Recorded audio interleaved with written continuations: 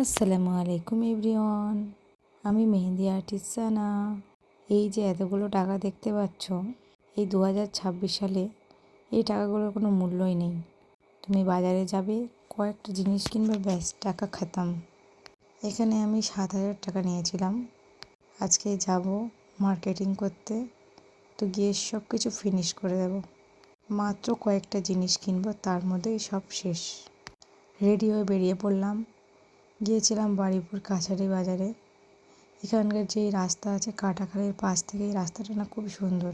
আমরা যতবারই যাই এই রাস্তার পাশে এত সুন্দর সবুজ দৃশ্যটা এত ভালো লাগে। ঠান্ডা ঠান্ডা হাওয়া, খালের পাশ থেকে আমরা যাই, খুব সুন্দর ওয়েদারটা। আর আমি যতবারই যাই এখানে ভিডিও করি, এটা মাস্ট।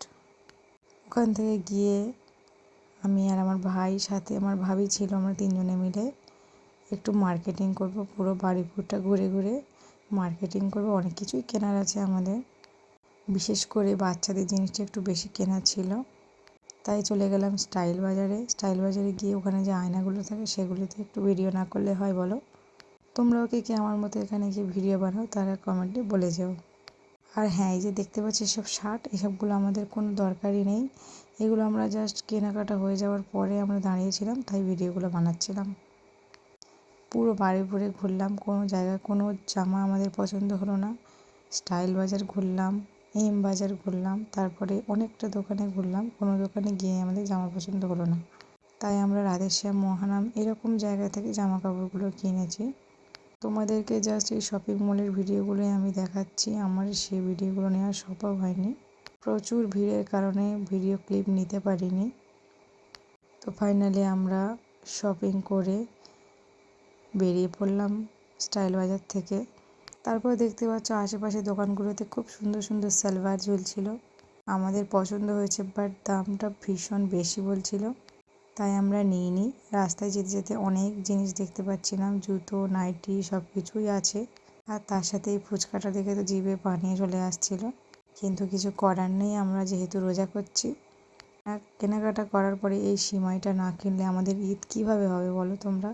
তাই সিমাইও প্যাক করে নিলাম।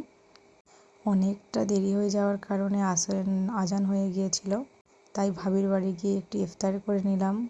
খুব একটা কিছু খেতে পারিনি, কিন্তু কত কি জোগাড় করেছে দেখো। তারপরে একটু রেস্ট নেওয়ার পরে আমি আমার ভাবির হাতে সুন্দর করে মেহেন্দি পরিয়ে দিচ্ছিলাম। ও কিন্তু ভীষণ ছটফটে, একটু বসতে চাইছিল না, নাড়াচাড়া করছে। তারপরেও আমি সুন্দর করে মেহেন্দি পরিয়ে দিলাম। তোমরা কমেন্টে জানিও কি মেহেন্দি ডিজাইনটা কেমন হয়েছে। আর তোমরাও তোমাদের স্পেশাল দিনে যদি আমাকে বুক করতে চাও, অবশ্যই আমার প্রোফাইলে ভিজিট করে দেখে আসতে পারো। সমস্ত অনুষ্ঠানে অর্গানিক মেহেন্দি অর্ডার নেওয়া হয়, এবং আমার পেজে সমস্ত মেহেন্দি র মেটেরিয়ালসও পাওয়া যায়। তোমরা একবার চাইলে ভিজিট করে আসতে পারো। Sanas mehndi art and academy. আর সবশেষে যে রিভিউটা সবাই দেয় আমার, সেটা ভীষণ ভালো লাগে। তোমরা কমেন্ট করে জানিও কি আমার মেহেন্দি ডিজাইনটা কেমন হয়েছে। মেহেন্দির ফাইনাল লুকটা দেখো, কত সুন্দর করে আমি মেহেন্দিটা করে দিয়েছি। ওর ভীষণ পছন্দ হয়েছিল। অনেকক্ষণ থাকার পরে এবার বাড়ি আসার পালা। ব্যাস, চলো, বাই বাই।